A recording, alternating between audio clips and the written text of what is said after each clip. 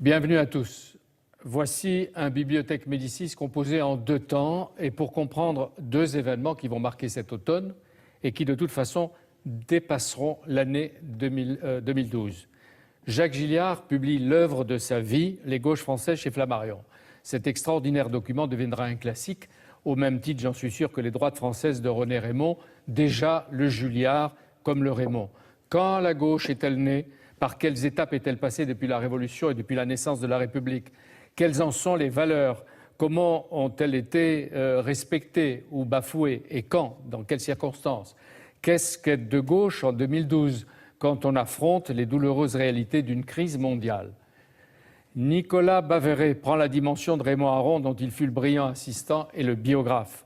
Chez Fayard, il publie un nouveau livre qui fait déjà du bruit, Réveillez-vous. On peut se demander pourquoi il ne dit pas Réveillons-nous. Mais enfin, je lui poserai la question tout à l'heure.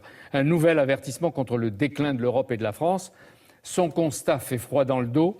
Il pense que nous ne passerons pas 5 années supplémentaires sans drame, à moins de nous réinventer. Et nous sommes loin de nous réinventer. Alain Gérard Slama, chez Plon. Les écrivains qui ont fait la République. Pour lui, l'identité de la France, on la trouve d'abord chez les écrivains. La littérature, dit Slama, est l'âme de la nation, son principe spirituel.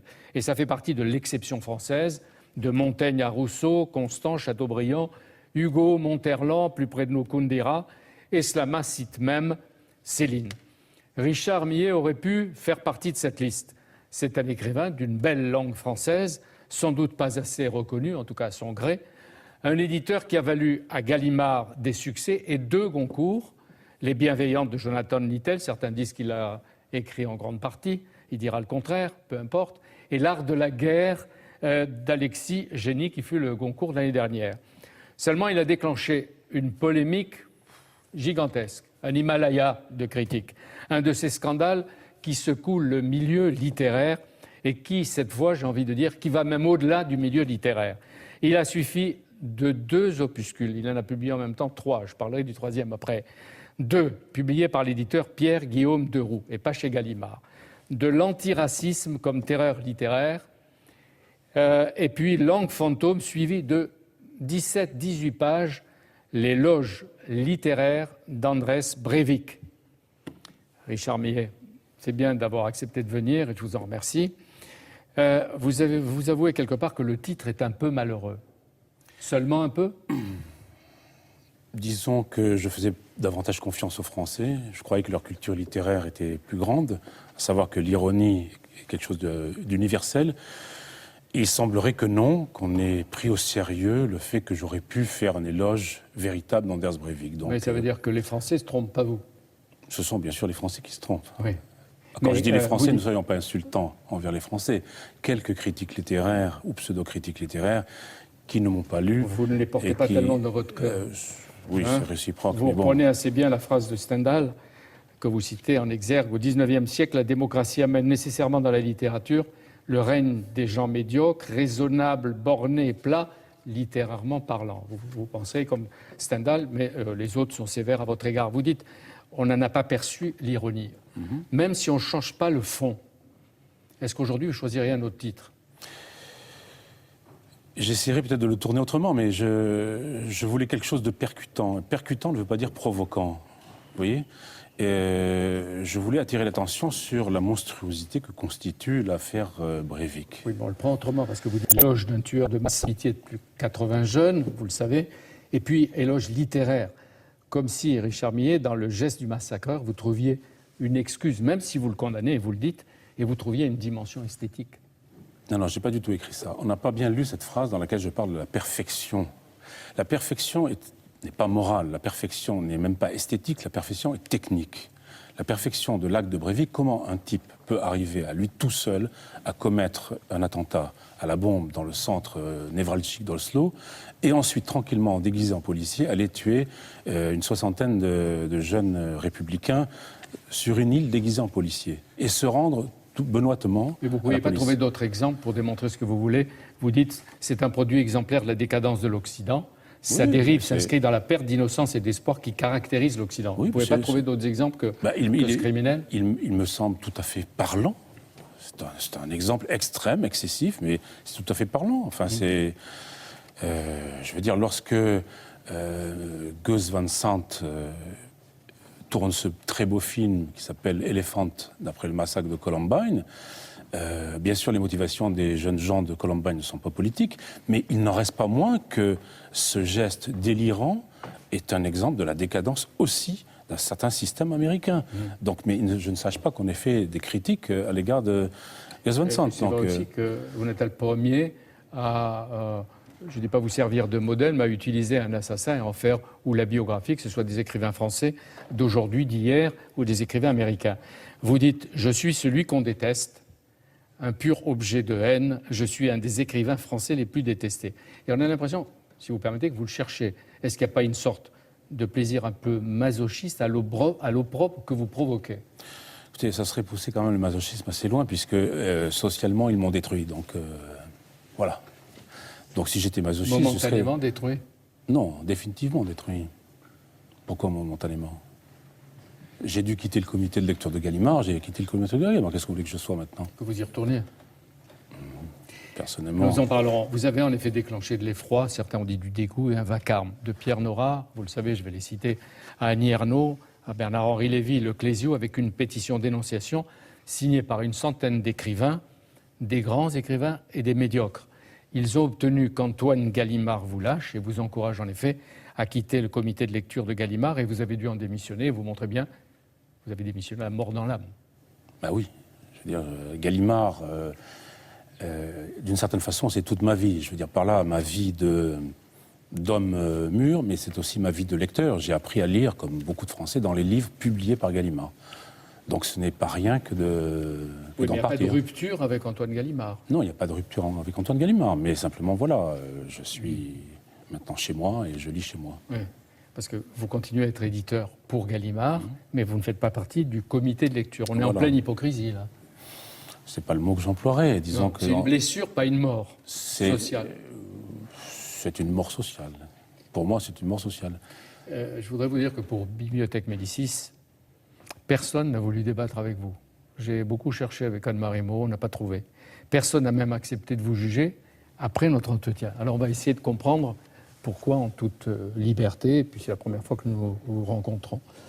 Vous avez publié une 50aine de livres. Dans certains, La Voix et l'Ombre sont réussis. Mais depuis 3-4 ans, s'installe comme une sorte de lente dégradation de vos rapports avec le milieu littéraire. Encore une fois, que vous ne portez pas dans votre cœur. Vous dénoncez les petits dévots, les pornographes de la littérature et les droits de l'homme. Cette fois-ci, vous allez de plus en plus loin dans la dénonciation de la société. Vous ne voulez pas dire avec un mélange de provocation, mais il y a peut-être la provocation et peut-être aussi du dépit. S'il y a de provocation, pour moi, ça serait dans le sens où ça serait une provocation à réfléchir. C'est la seule chose qui m'intéresse. Le milieu littéraire n'est pas très intéressant, mais aucun milieu, au fond, n'est intéressant en soi. Mais vous en faites partie. J'en fais partie, bien sûr, mais j'en fais partie de façon assez marginale. Je ne suis pas quelqu'un qu'on voit dans les cocktails et dans ce genre de... Ce qui m'intéresse, c'est la littérature.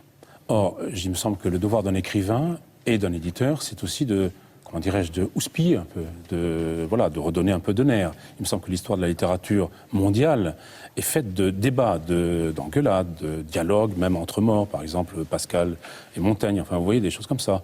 Voltaire et Rousseau, enfin Bon, le XXe siècle nous montre, et chez Gallimard y compris, qu'il y a eu des disputes homériques. Oui. Mais vous voulez bien faire comprendre que vous avez cherché à secouer.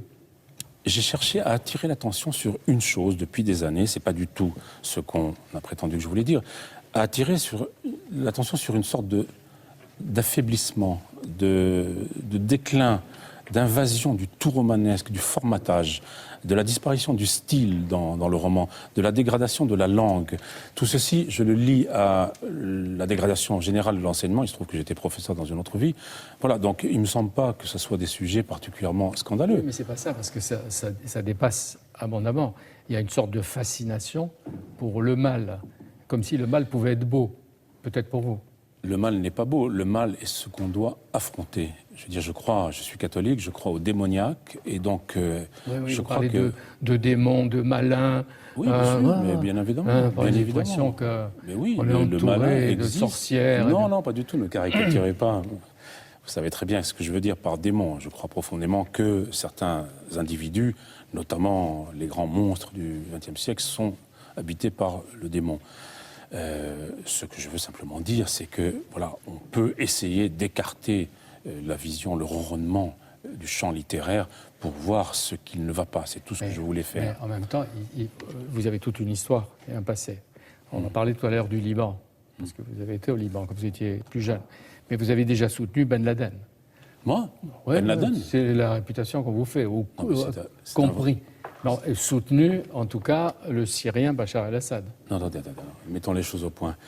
J'ai écrit au printemps dernier un tout petit opuscule m'interrogeant sur le fait de savoir ce qui se passerait si Bachar était évacué.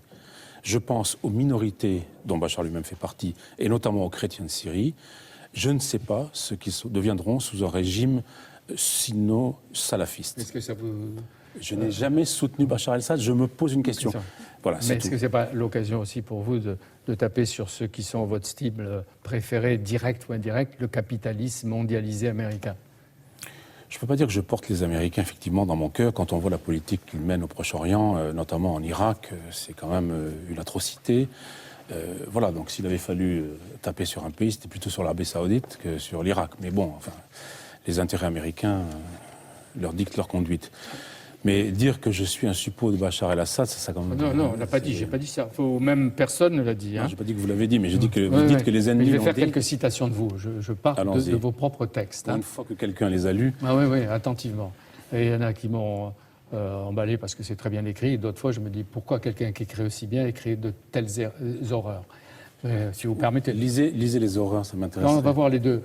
J'aurais aimé la guerre comme on aime certaines œuvres littéraires ou musicales, avec passion, presque innocemment, jusque dans l'injustifiable. D'autre part, il y a une sorte de fascination de la guerre dans l'antiracisme comme terreur littéraire. Vous dites, le goût des armes ne me quitte pas. Qui ne s'est jamais battu à l'arme automatique ignore tout du chant de la Kalachnikov, de la danse qu'il suscite, dans laquelle le fait de tuer peut donner, hors toute cruauté, au cœur de l'action, une jubilation singulière. Lorsqu'on n'est pas en situation, effectivement, ce genre de phrase peut faire peur. Mais lorsque j'ai pris les armes pour aller défendre, pour me battre aux côtés des chrétiens libanais qui étaient extraordinairement menacés en 75, 76, notamment par des Palestiniens surarmés... Où étiez-vous à ce moment-là? À Beyrouth. Vous combattiez où? Dans Beyrouth? Dans Beyrouth, oui. La guerre, à l'extérieur? Non, la guerre à l'époque était juste dans Beyrouth. Mais vous dites pourquoi vous êtes engagé. Mais est-ce qu'il y a une preuve que vous êtes engagé? Est-ce qu'il y a une photo de vous en uniforme avec des soldats? Pourquoi faudrait-il des photos? D'abord, il n'y avait pas d'uniforme. On était vêtus au début de briques et de broc. Mais c'est qu'il n'y a aucune preuve que vous étiez au combat au Liban? Je n'ai pas cherché à me glorifier par des photos. Après coup. Après coup, vous croyez? Non, je ne sais pas, je demande, je veux la vérité. On y va. Et quelle arme utiliser? À l'époque? Ouais. Vous? AK-47. Ouais. Voilà. Vous avez tiré, vous avez tué, parce que quelque part, vous laissez entendre, vous avez tué peut-être, même des enfants, et vous ne savez pas toujours si c'est vrai. La guerre civile au Liban, c'est un peu comme celle de Yougoslavie au début. C'est-à-dire que vous êtes dans une position, généralement un appartement, et vous tirez dans la fenêtre d'en face. Donc en réalité, vous ne voyez pas grand-chose, pas plus que ceux qui sont en face. Il y a des cibles. Oui, mais aussi nous sommes les cibles de ceux d'en face. Donc voilà, en gros, ça se passait à tirer des rafales de mitraillettes par des fenêtres. Mais est-ce qu'on peut, si vous parlez, est-ce qu'on peut se vanter d'être aux côtés des massacreurs? Quel massacreurs? Il y a eu les Palestiniens, il y a eu les phalangistes aussi. Mais les phalangistes sont des gens tout à fait... Qu'est-ce qu'ils ont fait, Sabra et Shatila, vous vous rappelez? Vous étiez où ce jour-là? J'étais en France à cette époque-là. En 82. Oui. Donc, bon. Et vous avez regretté, peut-être critiqué ou condamné, non? Ah, je condamne absolument les massacres de Sabra et Shatila, oui, c'est une horreur. Mais je peux aussi chercher les raisons qui ont conduit à cette affaire, et ça nous entraînerait très très loin. Je vous rappelle quand même que Bachir Gemayel avait explosé quelques jours auparavant. Enfin, ça a été à Riri pour d'autres raisons. Bon. Mais est-ce qu'un écrivain de grand ou de peu de talent... Allez-y, vous voulez... Je voulais vous dire, la question du mal d'abord. La question du mal, c'est une question à laquelle, me semble-t-il, tout écrivain doit se confronter. Georges Bataille, qui est un des écrivains que j'admire le plus, a écrit un essai qui s'appelle « La littérature et le mal ». Toute la littérature qui m'intéresse, c'est-à-dire la plus grande, est hantée par la question du mal. Balzac, etc., Dostoïevski. Voilà. Bon. Et pourquoi un écrivain aujourd'hui, français, serait-il à ce point aseptisé qu'ils ne doivent pas s'intéresser à la question du mal? La question de la guerre, c'est une question circonstancielle, limitée. Dans ce cas-là, lorsque Simone Veil, je parle de la philosophe, va faire le coup de feu en Espagne, pendant la guerre d'Espagne, est-ce qu'on doit la condamner? Vous voyez, Malraux. Vous n'êtes pas Simone Veil. Je ne suis pas Simone Veil, je n'ose même pas me comparer. Elle n'a jamais dit que Himmler ou Eichmann étaient formidables. Pourquoi je l'ai dit? Non, mais vous dites Breivik, 80 victimes. C'est vrai qu'il a été au J'ai dit que Breivik était formidable? Non, mais vous dites je vais retrouver des citations, Brigitte est un de ces désenchantés devenus loup solitaire et gris, et c'est en cela qu'il aurait pu être un écrivain par défaut. Alors, est-ce qu'on peut dire qu'il est presque, puisqu'il a réussi, qu'il a tiré, qu'il a tué, qu'il a réussi, et que vous, comme un double, vous vous contentez d'écrire? Non, vous venez de dire que j'ai dit le contraire. Vous voyez, vous l'avez même lu. C'est un écrivain par défaut. Ce n'est pas un écrivain. Il aurait pu, ou il aurait voulu peut-être le devenir. Et ça aurait été beaucoup plus intéressant. C'est un monstre, c'est tout. Je le dis à maintes reprises dans ce texte. Le massacre par Breivik, en Norvège, je vous cite, loin de constituer l'acte d'un homme seul, encore moins de celui d'un aliéné, renvoie les politiques et agents culturels au miroir d'une société qui, par-delà le scénario multiculturaliste, a choisi de renoncer à toute communauté de destin et à ses racines vivantes chrétiennes, donc littéraires. C'est une critique du multiculturalisme, c'est tout. Je ne vois pas pourquoi le multiculturalisme serait présenté comme une panacée, et donc accepté par tous benoîtement, béatement, iréniquement. Donc voilà, il me semble que...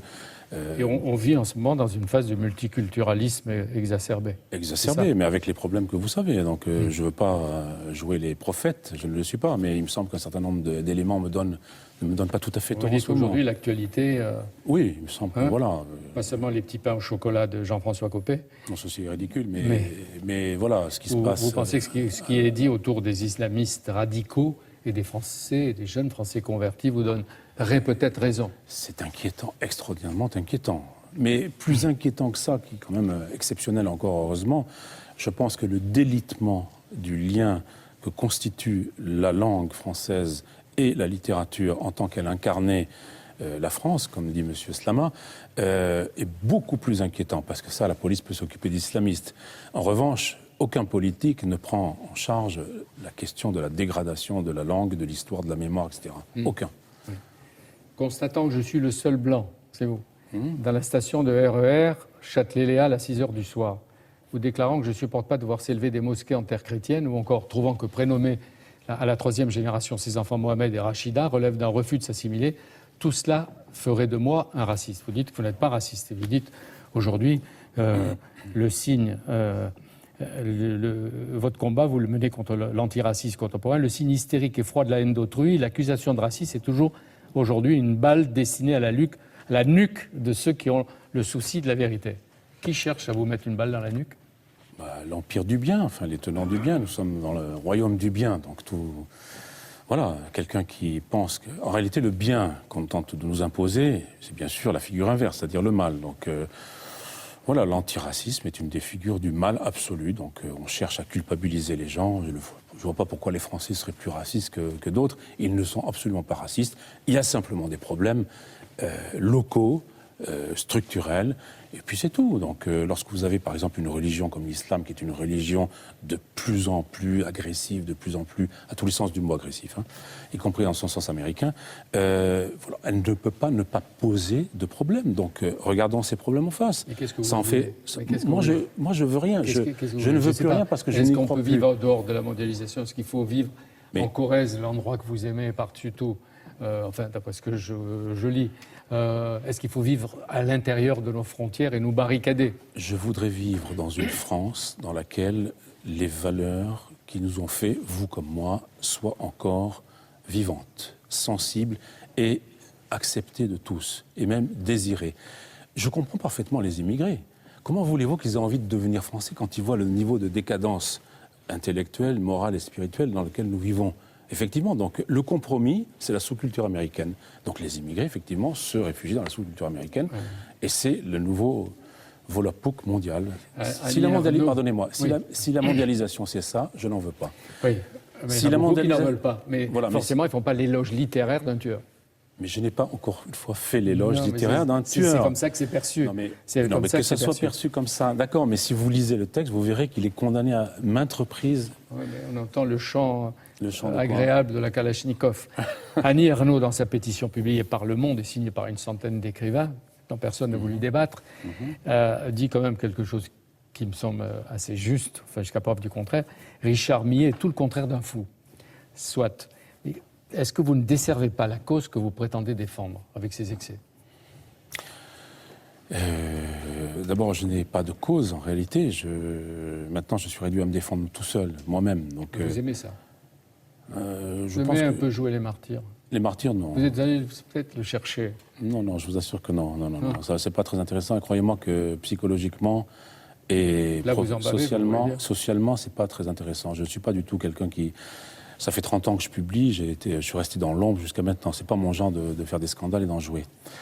Mais je voudrais rebondir sur cette histoire de chant de la Kalachnikov, parce qu'effectivement, dit comme ça, vous voyez, très habilement, vous sortez... Non, mais c'est écrit comme Je ça. sais que je l'ai écrit, je ne renie pas. Écoutez, vous savez, les gens qui ont combattu vous diront qu'il y a une espèce d'allégresse dans cette affaire. Il ne s'agit pas d'allégresse de tuer, il s'agit simplement de l'excitation que provoque, comme n'importe quel autre sport, sauf que là, ce n'est pas un sport. C'est vrai, j'ai connu des jeunes femmes qui combattaient, du côté chrétien, mais il y en avait aussi du côté palestinien, et qui étaient aussi excitées par ça, le chant de la Kalachnikov. Mais pourquoi pas ? Je veux dire, quand vous avez Homère, l'Iliade, c'est pas quand même un poème. D'accord. Voilà, donc, mais alors, vous venez de condamner un certain nombre de jeunes qui passent d'un endroit à l'autre et qui deviennent des terroristes. Eux aussi, ils aiment le chant de la Kalachnikov. Non, je ne pense pas qu'ils sachent ce que c'est qu'une Kalachnikov. Non. Non. Ah, il faut qu'ils fassent des progrès. Pour le moment, ils tirent avec d'autres types de revolvers. Ils tirent. Mais ils tuent. Ils jettent des Et grenades les dans les Kalachnikov supermarchés. qu'on achète dans les banlieues. Non, ils ne tirent pas la Kalachnikov Comment pour on peut l'instant. dire ouais. Comment vous pouvez dire, Richard Millet, on vise la littérature à travers ma personne ? Est-ce que ce n'est pas une prétention ou une sacrée immodicité de dire être soi-même la littérature ? Non, moi je ne suis rien. Je veux dire, quand je dis moi, quand j'ai écrit un texte qui s'appelle moi écrivain. J'ai publié il y a quelques années un texte qui s'appelle Le Dernier Écrivain. Je ne suis pas le dernier écrivain. Nous sommes un certain nombre à être le dernier écrivain. Quand je dis moi, à travers moi, c'est à travers ceux qui me ressemblent. Il y a un certain nombre d'écrivains français ou européens qui me ressemblent. C'est tout. C'est ça que je veux dire. Je me fiche de ma propre personne. Dans Intérieur, avec deux femmes. Oui. Très beau livre. C'est un récit. Oui, un récit d'un voyage en terre de Descartes et de Spinoza, à la recherche de la peinture hollandaise du XVIIe et la littérature du XIXe française. Il y a ça qui est magnifique. En même temps, le rejet brutal de la mosquée de Rotterdam, les critiques, etc. Mais vous dites, toute ma vie, j'aurais cherché des clés, persuadé de l'existence d'un trousseau, alors qu'il n'existe sans doute qu'une clé. Et elle a la forme d'un couteau autant que d'un stylo, c'est-à-dire d'un style. Qu'est-ce que vous voulez dire ? Je veux dire par là qu'une vie d'homme se définit par la façon dont on la mène, c'est-à-dire une espèce d'éthique. En parlant de littérature, ça peut paraître bizarre de parler d'éthique, mais au fond, il me semble que la recherche d'un style qui soit notre style, la construction de soi, si vous préférez, à travers un style, c'est ça la définition de l'écrivain. Et on peut étendre cette définition du style, me semble-t-il, à la politique, par exemple, aujourd'hui. Or, il me semble que ce qui caractérise la politique d'aujourd'hui, c'est son absence de style. Donc on vit une époque sans style. Il faudrait arriver avec des flingues dans les Non, poches. style au sens... j'ai voilà, compris, donc... j'ai compris. Qu'est-ce que vous avez pensé des écrivains, et d'abord qui sont chez Gallimard, qui ont réclamé votre tête à Antoine Gallimard et qui l'ont obtenu ? Est-ce que vous pensez qu'ils sont tous sincères, ils étaient manipulés, ou vous les connaissez presque tous ? Je ne sais pas, je n'ai pas parlé avec eux, et je ne le souhaite pas, bien entendu, mais je n'aurais jamais fait ça, moi. Je n'aurais jamais demandé la tête de quelqu'un. Le geste vous a blessé ? Le mot n'est pas... Non, blessé... Il n'est pas assez fort. Non, c'est pas blessé, c'est que je ne comprends pas. Je ne comprends pas comment on peut demander, lorsqu'il s'agit d'un débat peut-être d'idées, comment on peut aller demander, au lieu de débattre, la tête de quelqu'un. Certains vous ont défendu. Par exemple, Jean-Marie Laclaftine, j'ai regardé à peu près tous. Richard Millet est sensible et profond quand il parle de littérature et de musique. Il devient stupide quand il parle de politique. Je ne suis pas sûr que Jean-Marie m'ait lu, donc j'aurais aimé qu'il lise les textes avant de déclarer ça. Et qu'on Pierre puisse Nora, il parler. vous lit? Mais non, Pierre Nora n'a pas lu non plus les textes. Enfin, Ouais, je c'est veux le dire, il y a pilier de trois- Gallimard. Et alors mais- lui, il estime que vous avez le droit de penser ce que vous voulez et de l'écrire. Ça, heureusement. Et Richard Millet n'a pas le droit de nous faire otage de ses opinions, de ses confusions intellectuelles, de ses enfantillages et de sa psychologie particulière. Les enfantillages, c'est la Kalachnikov. Je ne sais pas ce que c'est, si vous voulez, mais on demandait à Pierre. Mais Jean-Pierre Elkabbach, j'ai publié 3 livres en même temps. Ces 3 livres, vous l'avez dit vous-même, forment un tout. Ils ont des échos les uns entre les autres. Or, je m'aperçois que, à part vous, peut-être, personne ne les a lus. Voilà, c'est tout ce que je veux dire. Si on les avait lus, horrifié par les 18 pages Non, mais et si par on les s'arrête à 18 pages, la 4e de couverture. Non, mais si on s'arrête à une 4e de couverture, ben on ne lit plus rien dans ce cas-là, c'est effrayant. Alors qu'on regarde des films d'horreur, des films de guerre, des choses comme ça.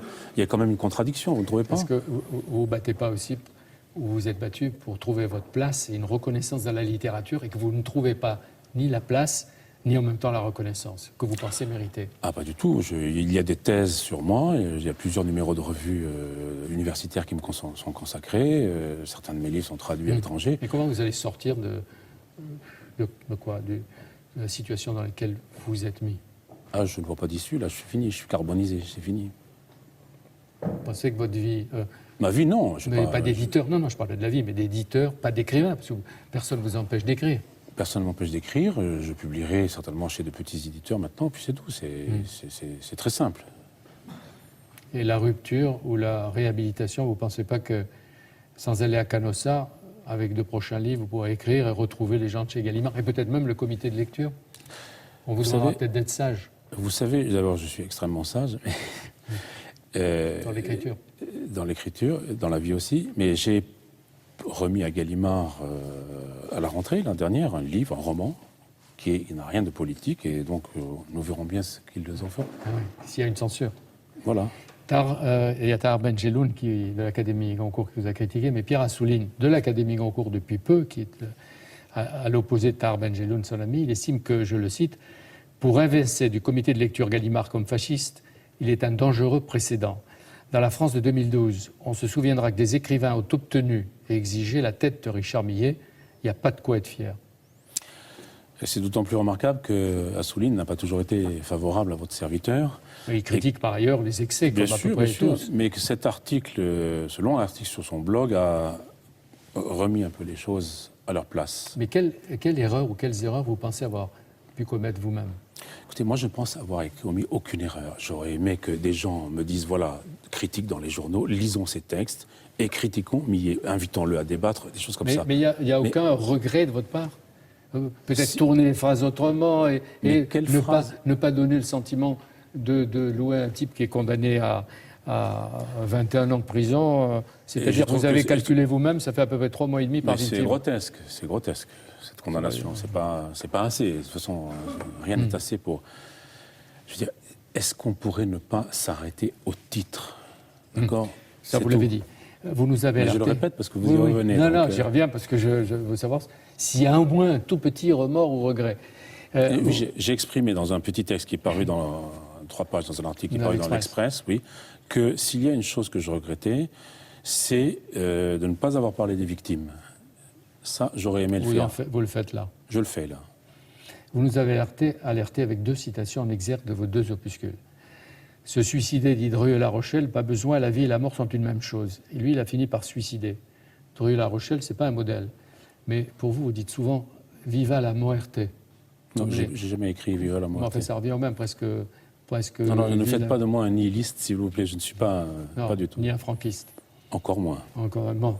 Mais vous éviterez le geste fatal, même si vous dites que je suis mort, carbonisé et fini socialement. Mais je suis catholique, j'ai pas envie de me suicider. Non, mais je parlais de Drieux-La Rochelle parce que si on avait vraiment lu ces 17 pages sur Breivik, parce qu'elles n'ont pas été lues non plus, bien qu'elles fassent que 17 pages, on aurait remarqué que j'évoque un film norvégien qui est sorti cette année, qui s'appelle Oslo 31 août, qui montre l'itinéraire d'un jeune qui aurait pu être Breivik d'ailleurs, oui, dans Oslo, et qui finit par se tirer une balle dans la tête. Or, en France, aucun journal de la presse, c'est-à-dire de la gauche, puisque la presse est toute de gauche, même le Figaro, n'a remarqué que ce film est une adaptation du Faux Follet de Adrien Vous allez Rochelle. surprendre les gens du Figaro en découvrant qu'ils sont de gauche. Ils savent très bien. Vous avez vu ce que j'ai dit? C'est-à-dire que c'est un film norvégien tiré de Adrien Rochelle. C'est pas moi qui... La deuxième citation, c'est ce proverbe. La bouche de l'insensé cause sa ruine, et ses lèvres sont un piège pour son âme. Oui. Vous n'êtes pas dupe de vous-même. Non, je ne suis pas dupe de moi-même. Je veux dire, je ne prétends pas être dans la vérité absolue, mais je cherche l'absolu de la vérité. Ça me hante. Est-ce que vous souscrivez à ce mot? J'ai lu ou entendu de Karl Lagerfeld récemment. Quand on commence à critiquer le temps dans lequel on vit, ça veut dire que votre propre temps est passé. Je répondrai à M. Lagerfeld par un de ses compatriotes, Nietzsche, que l'inactuel est notre loi. Considération intempestive ou inactuelle de Nietzsche. Voilà. Chacun son Nietzsche. Hein. Voilà. Et dans l'intérieur avec deux femmes, vous dites « Je me savais voué à manquer mes amitiés comme mes amours et sans doute ma carrière littéraire. » Est-ce que ça veut dire qu'à vos yeux, vous êtes un raté? Littéralement, non. Mais du point de vue d'une carrière littéraire, oui, ça c'est évident. Et de la personne? La aussi. personne, raté, non, je ne pense pas. J'ai deux filles qui sont magnifiques. Ouais. Je ne pense pas que ce soit un échec. Ouais. En tout cas, ici, vous êtes expliqué. Je vous remercie de m'avoir laissé le faire. Non. Dans Bibliothèque Médicis, je ne sais pas si vous avez convaincu ou horrifié, le débat est ouvert, que chacun s'exprime. Et je rappelle que même les pétitionnaires contre vous ont refusé de vous porter la contradiction. Et vous voilà dans ce que vous aimez, votre solitude, votre enfermement face à vous-même. C'est ça? Vous dites même l'autisme. Oui, d'une certaine façon. J'ai été autiste autrefois, oui. Donc. Autrefois? Mais est-ce qu'on peut dire... Il y a toujours des séquelles. Est-ce qu'on peut dire ni victime, ni exemple, ni héros, ni martyr? Absolument, je refuse ces rôles, ça ne m'intéresse pas. Je veux être moi-même, continuer à être soi-même. C'est ça la définition de l'écrivain. Quitte à recommencer des œuvres comme celle-là? Non. Non, c'est fait, c'est fait. Je veux C'est fait. Je veux aller vers autre chose. Et si j'ai encore une seconde, je voudrais dire qu'un de ces 3 livres de l'antiracisme était fait justement pour me débarrasser. Vous voyez, pour répondre aux ennemis et me débarrasser de toutes ces affaires. Vous me provoquez l'antiracisme, dites-vous, qui est devenu la nouvelle idéologie internationale, se signale en France par la dictature de nouveaux dévots dans le zèle d'inquisiteurs. L'hypocrisie et la volonté de culpabilisation sont particulièrement à l'œuvre dans le milieu prétendu littéraire où le faux règne en maître. Mais on dit bien, ni martyr, ni héros, ni victime, ni exemple. Rien, sinon un écrivain. Même si vous en bavez. Et j'en bave. Merci. Merci d'être venu, d'avoir participé à Bibliothèque Médicis. Merci. Au revoir. Vous avez écouté tous les 3 Richard Millet, de loin, à votre tour d'intervenir dans Bibliothèque Médicis pour parler de vos propres ouvrages. Nicolas Bavray, Réveillez-vous chez Fayard, Alain Gérard Slama, Les écrivains qui ont fait la République chez Plon, et Jacques Julliard, Les gauches françaises chez Flammarion. C'est un événement politique, intellectuel de premier ordre. Je disais tout à l'heure que c'était un classique, ça ne vous a pas fait rougir, vous n'êtes pas... Hein, il y a le René Raymond, le Julliard, hein, vous l'avez tous lu, on peut être d'accord là-dessus, même si on touche sa modestie, etc. Depuis quand vous y travaillez? Oh, écoutez, ça ne se compte pas en années, ça se compte en été. Mais j'ai passé